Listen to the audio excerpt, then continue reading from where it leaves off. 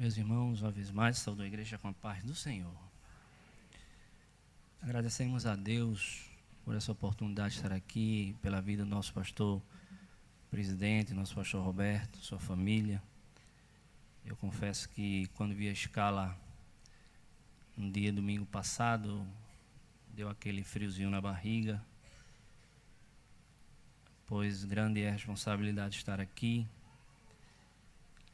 E pedindo a Deus esta semana uma palavra naquilo que nos foi proposto neste tema, meditando em tantas coisas que nós passamos, naquilo que nessa jornada da vida a gente enfrenta, nossas lutas, nossas fraquezas, nossas alegrias, nossas tristezas. Em tudo que a gente passa, em tudo que a gente enfrenta, o Senhor sempre está conosco. Tudo que nós enfrentamos na vida, a mão poderosa de Deus, o cuidado, a misericórdia de Deus está sobre nós. Nós não estamos aqui hoje por acaso. Não chegamos aqui por acaso, somente porque vemos escutar a banda tocar, vemos escutar esse lindo coral cantar. Tem um propósito para estar aqui. O que é que nos impulsiona a estar aqui nesta noite? O que é que nos traz nos arrumar, nos ajeitar, sair de casa? Eu desde 4 horas estou aperreando a minha esposa, vamos chegar cedo. Porque não é porque eu vim escalado para trazer a mensagem. Eu vim nesta noite adorar a Ele. Vim glorificar a Ele. E a Bíblia, ela é um livro que nos exorta, nos incentiva a adorar a Deus. A Bíblia, ela tem algumas palavras, dentre tantas, que nos incentiva a glorificar o nome do Senhor. Uma delas é a palavra Baraque, que quer dizer bem dizer. Outra palavra é a palavra Balau, que deriva a palavra aleluia. Aleluia quer dizer louvar ao Senhor. Dar graças a Ele. E esse texto que foi lido é um texto tão bonito que é o primeiro cântico entoado na Bíblia, o mais antigo que a gente conhece. Esse texto, ele, em síntese, é um cântico de agradecimento a Deus, um cântico de louvor a Deus, pelo um grande milagre que foi feito pelo povo. Israel exalta a Deus pelo um grande livramento e uma vitória alcançada. Eu estava meditando nele e vendo Israel era um povo que passou muitos anos no Egito, chegou como hóspede para passar um tempo. Diz a Bíblia lá no livro de Gênesis, no capítulo 47, versículo 27, que eles habitaram nas terras de Gósen, aparentemente terra boa, terra fértil, mas não era a sua casa, não era a sua terra, não era o lugar aonde Deus havia prometido para eles estarem. Há muitas vezes quem se iluda com a fertilidade do Egito. O Egito aparentemente é bom, aparentemente é bonito, aparentemente é fértil, mas o Egito não é o nosso lugar. O Egito não é o lugar para a gente estar. Aleluia. Porque tem uma promessa. Quando o povo vai habitar lá no Egito, vai uma família, um pouquinho de gente, uma porção, e aquele povo começa a crescer, e aquele povo era abençoado, porque tinha neles a marca da promessa. Quem aqui tem a marca da promessa? E onde a gente está, seja no lugar que a gente chegar, a gente é abençoado por Deus. A Bíblia diz que os seus gados cresciam em número. A Bíblia diz que seus filhos, as suas mulheres eram férteis, se multiplicaram, cresceram, e aquilo incomodou aos egípcios, e a eles disseram: esse povo é muito grande, vai chegar um momento que esse povo vai dominar a gente, que esse povo vai ser maior do que a gente, vamos oprimir a este povo, vamos lançar tributo a esse povo, vamos tentar matar os filhos desse povo, mas o povo de Deus é guardado por Ele. Nós somos guardados por um Deus grande, Jeová dos exércitos, que cuida da gente aonde a gente estiver.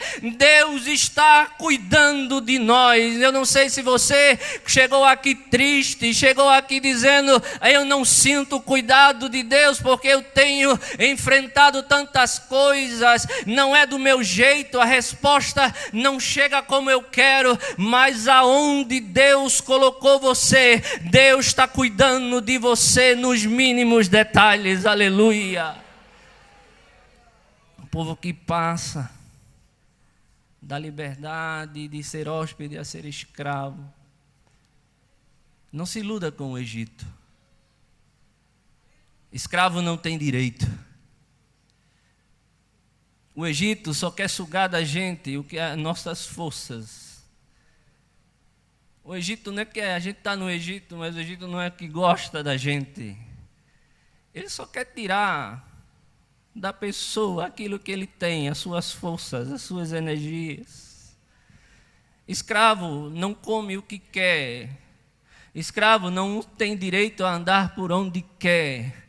E muitas vezes é oferecido para a gente uma ideia de que o mundo é muito lindo. Eu não podia deixar de falar nesta noite: não permita que o mundo te iluda com prazeres, com coisas que são somente aos nossos olhos, mas no final é morte. Deus está propondo uma coisa diferente para a gente, no meio da nossa dificuldade, muitas vezes sendo oprimido, muitas vezes sendo humilhado, mas tem um dia, chega um dia, aquele dia que você começa a clamar a Deus e começa a dizer: Senhor, me socorra, eu estou aqui nesse Egito, eu estou aqui nesse mundo, mas eu não quero estar aqui, porque Tu me prometeste uma terra que flui leite e mel, uma terra boa.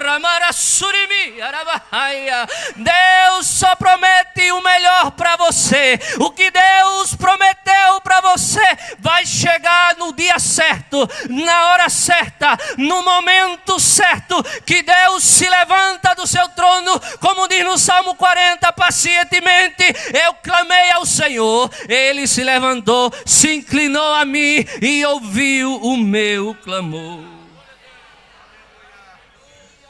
Quantos creem que Deus está lhe escutando aqui nesta noite? Permita que você fique com a mão levantada 1 minuto e adore a este Deus. Eu não quero entrar no seu emocional, mas eu quero dizer para você: adore a Ele.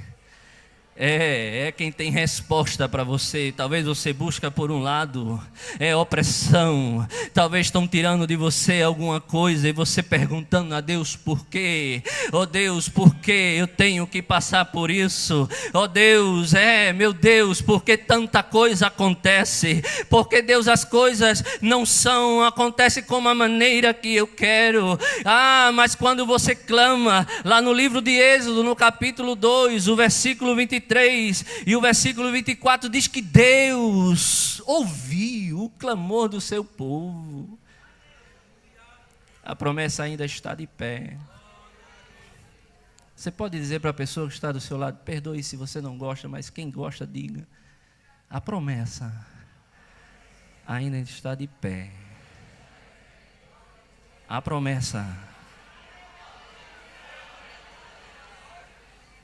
Eu vivo debaixo dessa promessa, porque eu creio que ela ainda está de pé. Podem querer tirar de mim, podem querer usurpar de mim esse desejo, mas eu glorifico ainda mais, porque a promessa ainda está de pé, e quem prometeu é fiel para cumprir aquilo que ele falou para você. Pode passar anos, talvez alguém diga: é tanto tempo no Egito, são 400 anos, e alguém já está se esquecendo da promessa. José, quando estava perto de morrer, ele disse: eu vou morrer, mas o Senhor vai visitar você. Aleluia. Então tem promessa, creia na promessa que Deus ainda vai cumprir na tua vida. É tão difícil, pastor, irmãos, entender um momento da gente. É tão difícil entender a forma. Eu não sei se essa palavra tem em português, eu estou meio gringo hoje. Essa forma peculiar, esse jeito diferente de Deus trabalhar na nossa vida. Porque alguém pode olhar e dizer: Deus não tirou? E para entrar na terra podia ser mais fácil.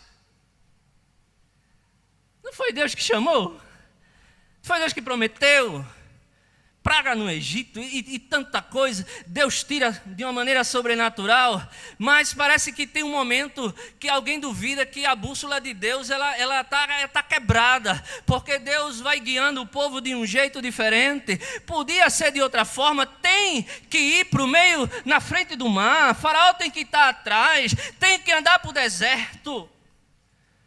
Quantas vezes a gente se pergunta: a Deus, a gente tem essa mania de querer ensinar a Deus trabalhar, a Deus fazer do nosso jeito. Se eu fizesse assim, talvez fosse melhor. Se eu fizesse assim, eu não quero fazer assim. Eu gostaria de fazer assim, mas só vai ter vitória se for da maneira que Deus quer, do jeito que Ele tratou, do jeito que Ele quer fazer, no caminho que Ele quer levar você. Ele está levando você na frente do mar, e muitas vezes parece que está tudo perdido, mas a promessa ainda está de pé. Deus não tira ninguém do Egito para morrer na frente do mar, aleluia, porque tem promessa da terra prometida. Deus não tirou você para morrer no deserto. E muitas vezes a gente fica preocupado: Deus, por que tanto deserto? Muitas vezes a gente vai para o ciclo de oração e as irmãs: é deserto, eu estou num deserto, é deserto aqui, é terra seca. E a gente começa a reclamar e dizer assim: parece que no Egito estava melhor, porque no Egito tinha cebola, no Egito tinha alho, no Egito era escravo, mas tinha pão, era um pãozinho assim, meio ruinzinho, mas tinha pão, tinha comida. Eu tinha uma casinha lá no Egito, mas o Egito não é o lugar que você tem que estar. Você tem que estar no lugar que Deus vai lhe colocar. E a gente diz: Deus, eu acho que era assim. Deus permite que a gente passe por certas coisas. Eu escutei aqui essa semana, para a gente viver debaixo da dependência dEle. Não vai ser fácil. Não vai ser fácil. Mas você vai passar pelo deserto. Eu morei num país que era um deserto. O pastor Roberto andou com a gente. A gente andava 300 quilômetros de areia e não via nada. Andava 300 quilômetros e não via um pé de gente. Só via o mar, não era, pastor? E via deserto, areia. E a gente se pergunta: o que é que vai acontecer nesse deserto? Será que Deus se esqueceu de mim? Eu não sei se alguém aqui já disse: Deus, parece que tu te esqueceste de mim. Parece que tu se esquece de mim. Eu sou Emerson Antônio Rodrigues. Parece que tu te esquecesse até do meu nome, Deus. Tem momento na vida que a gente precisa passar por deserto. São 300 quilômetros de deserto, que a gente andava de um lugar para outro, depois mais 300 quilômetros, mas de repente, de longe, a gente via uma terra verde. Não sei se você está entendendo, vivendo comigo, a esperança está logo ali. A promessa está logo ali. O deserto não é para matar ninguém. O deserto é para nos capacitar, para separar, porque alguém não entende o propósito de Deus. O problema, muitas vezes, não é sair do Egito. O problema é o caminho para chegar na terra prometida. Porque no caminho serão tomadas decisões que serão cruciais. Aleluia! Para saber se a gente entra ou não entra. Para saber se a gente chega ou não chega. Qual é a decisão que você está tomando no caminho? Alguém está entendendo esta palavra? Baixa a tua cabeça. Qual é a decisão que você está tomando no caminho? Oh, deserto terrível.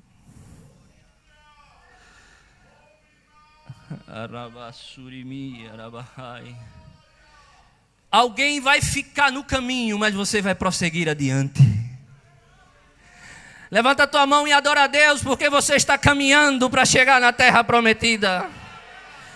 Deixa o murmurador falar, deixa quem quiser falar, mas você vai caminhando, aleluia, como diz lá em Isaías no capítulo 40, o versículo 31, mas o que esperam no Senhor renovarão as suas forças e subirão asas como as águias, correrão e não se cansarão, caminharão e não se fadigarão. Eu sei, eu digo para a igreja nessa noite, no momento de crise, no momento de dificuldade, comece a louvar, não reclame como o povo reclamou na frente do mar.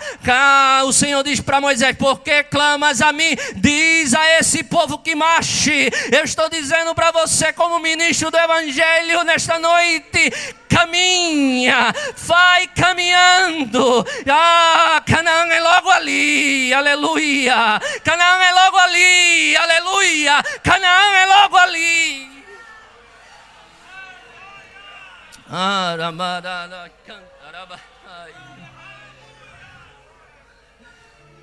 Adora Ele, adore a Ele.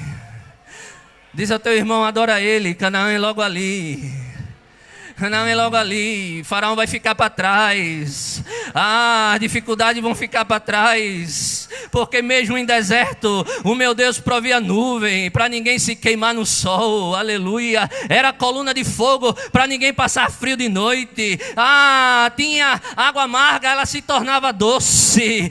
Faltava água, Ele mandava água. Faltava pão, Ele mandava maná. A provisão de Deus está na vida de quem é fiel. Aleluia. A provisão de Deus está sobre esta igreja.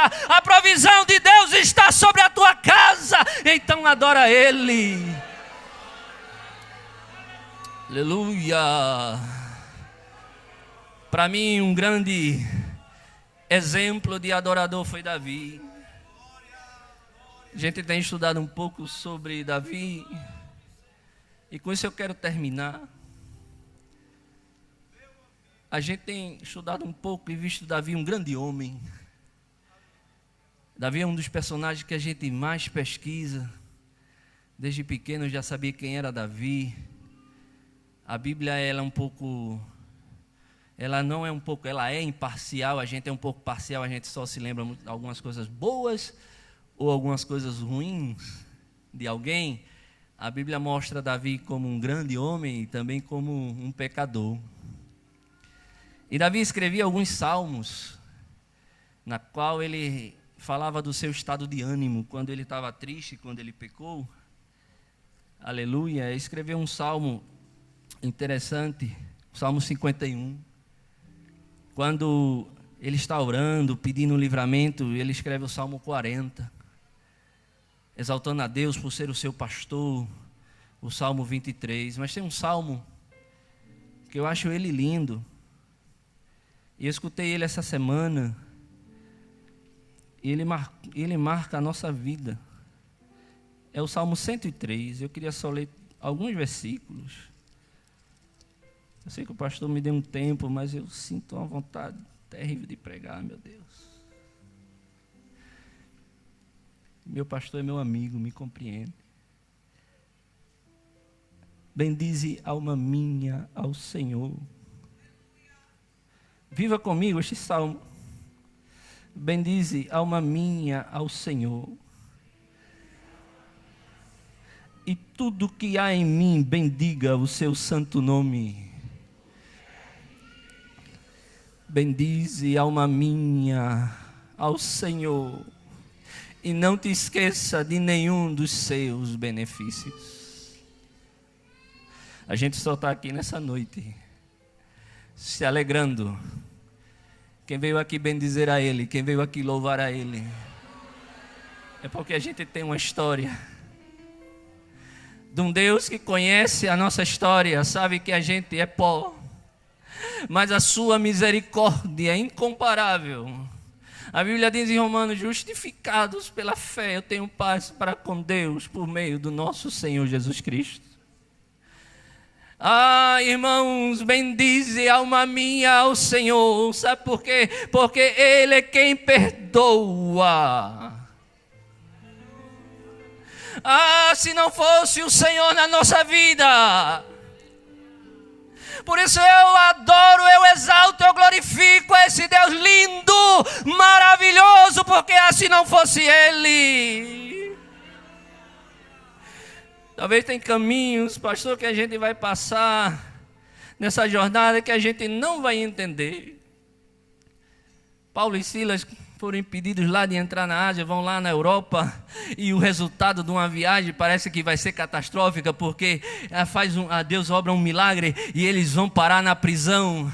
E alguém diz, tem um hino que diz que Paulo está animando a Silas, que vai Silas, canta, tem que cantar. Eu não sei quem animava quem, eu sei que os dois estavam na prisão, estavam orando e dizendo, glorificando ao Senhor pelos benefícios que foram feitos na vida dele. Eu não sei pelo que você passa, eu não sei a sua história, mas Deus conhece a sua história. Deus sabe como você chegou aqui nessa noite, Deus sabe a condição que está a sua alma. E talvez a gente, eu não sei o hino que eles estavam cantando naquele momento, pero talvez eu cantaria assim: então minha alma canta a ti, Senhor, grandioso és tu. Adora Ele, grandioso és tu. Adora Ele, levanta a tua mão e adora Ele. Sinta a graça dEle aí onde você está. Se alguém chegou aqui doente, pode ser curado nessa noite.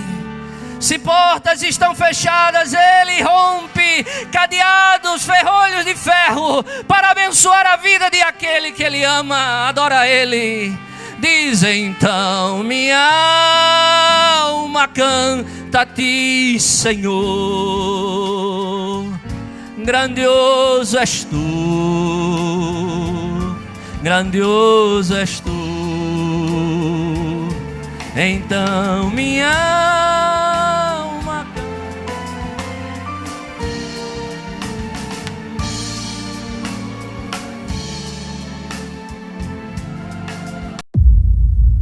Conhecimento é como uma árvore que abriga, oxigena, gera flores e frutos. Mas é preciso, antes disto, cuidar, regar, se dedicar. Toda grande árvore começa de uma simples semente, uma primeira atitude. Faça a sua matrícula no curso Bacharel Livre em Teologia do CT Adalp. Você não precisa estudar todas as noites e pode ter descontos de 25%, 50% e 100%. Invista no conhecimento. Saiba mais sobre os diversos ramos da teologia: bíblica, exegética, sistemática, prática e muito mais. Fale conosco agora mesmo pelo nosso WhatsApp 819-9126-5849. CT Adalp, contribuindo na formação do caráter cristão e capacitando a igreja para o bom desempenho na obra de Deus.